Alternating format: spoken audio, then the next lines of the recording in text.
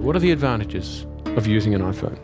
Anonymity at one point, especially in a place like Afghanistan where I am their version of Jason Bourne. I'm like this tall, bald white guy. It's kind of hard for me to blend in.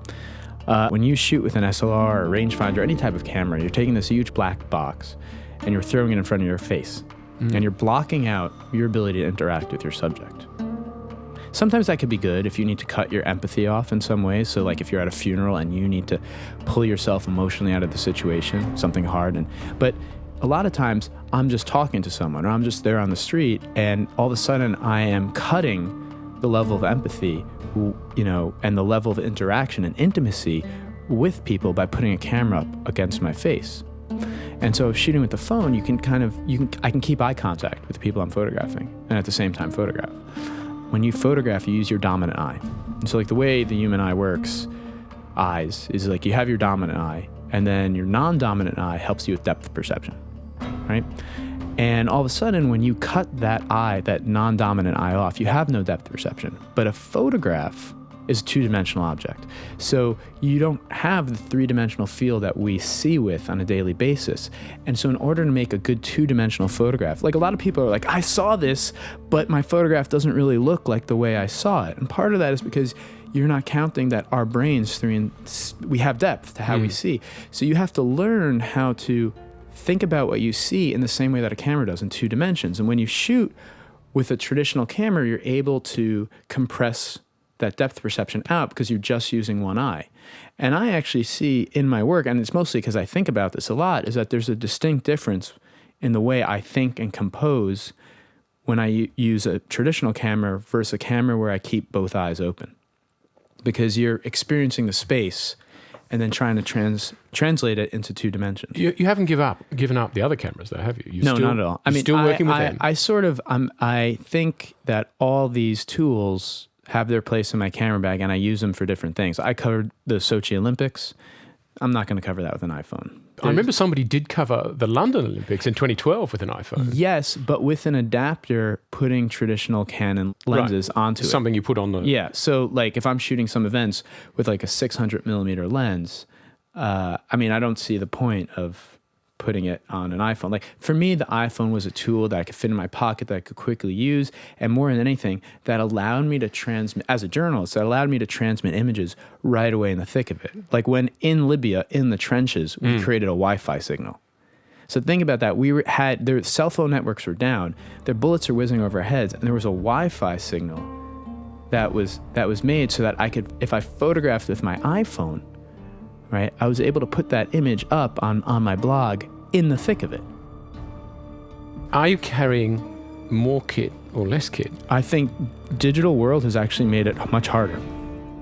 I carry more and I have to buy more on a yearly basis. Yeah. You have to buy digital cameras, you have to buy a computer every few years, you have to get the software, you have to get cards, and it actually, was supposed to make our life more convenient, but it's made it harder. I can see actually, in that context, it's another advantage of the iPhone, isn't it? Because it's all in one. Because you put all that bag down, you've got the iPhone, and I'm imagining that people are going to be more relaxed with you and an iPhone, maybe, that too. And more themselves? I think at one point, yes, but now I feel like the cat is out of the bag. I shoot a lot on the New York City subway, which I find to be a very hard environment to photograph because you get locked into this room basically with people that you don't know. And everyone has their New York face, kind of rush hour, shield face on. Don't mess with me. Exactly. And, you take their picture. So, years ago when I took their picture, no one knew that that's what I was doing. Yeah. Or if they did, I would, I'd throw a joke out. But you have to make eye contact with them.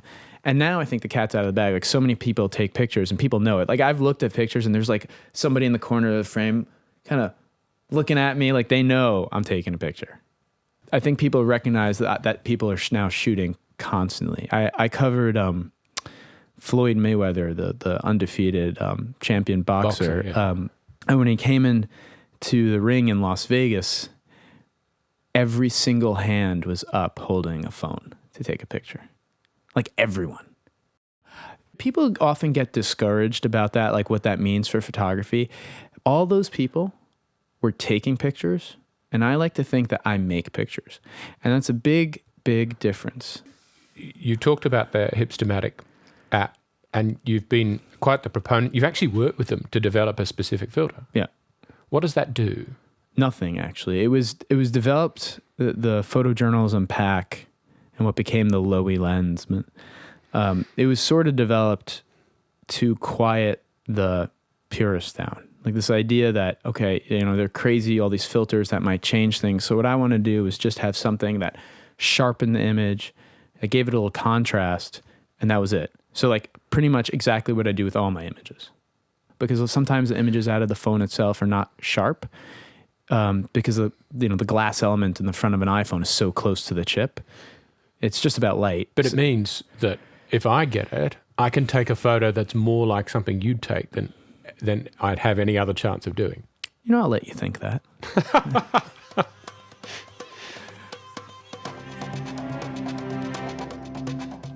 I think you went to Iraq when you were 23, which is very young, and you've done some amazing work there, but there has been personal consequences, hasn't there? Sure. I've been injured. I mean, that's what... I just finally got my last piece of...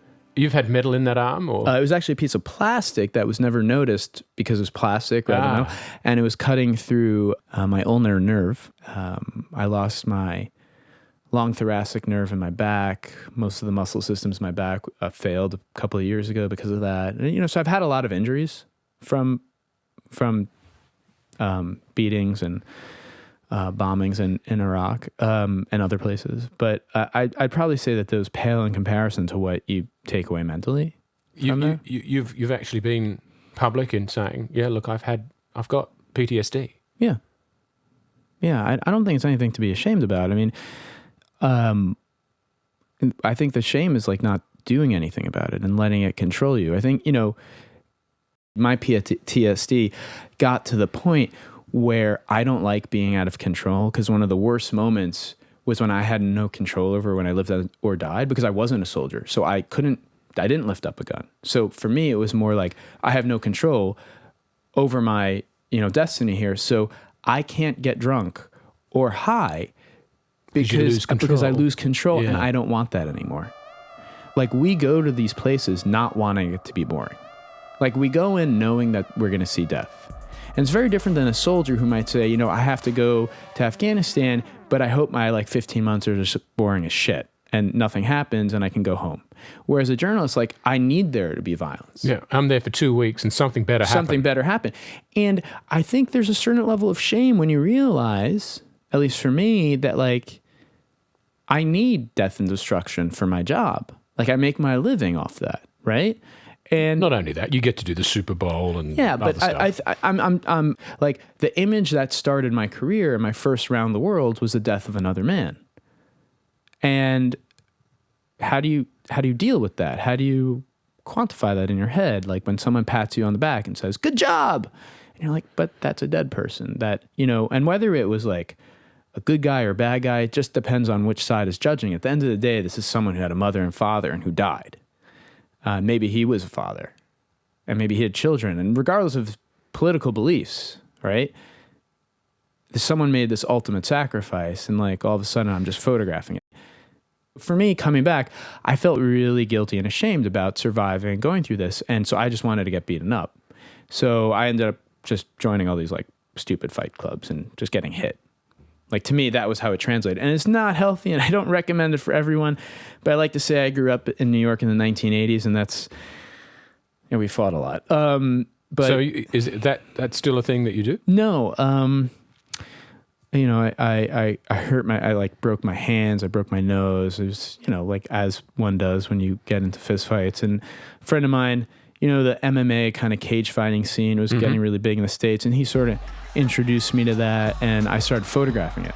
And so my catharsis, was mixing in my field along with what I wanted to see. And so I started documenting fighting for the last 6 years. And it helped me a lot. It actually, and I still, every time I feel like I need to do something, I'll find a fight going on somewhere and I'll go photograph it. You've done so many different jobs, photographed so many different things. What's given you the greatest sense of accomplishment professionally? That one moment when you press the shutter button, it's a product of every experience you've ever had that led you to that point where you said, oh, this is the photo that I see right this instant. I don't post things as a journalist, but you try and control them within the camera, like to line things up, and you hope that it all works out. And so there's sometimes you get a feeling when you're like, I just got it. And to me, it doesn't matter what the subject matter is, or what I'm photographing, whether it's sports or war, but to know that I just made that image that fulfills that inner part of me, that's the reason I was a photographer, that's the best feeling.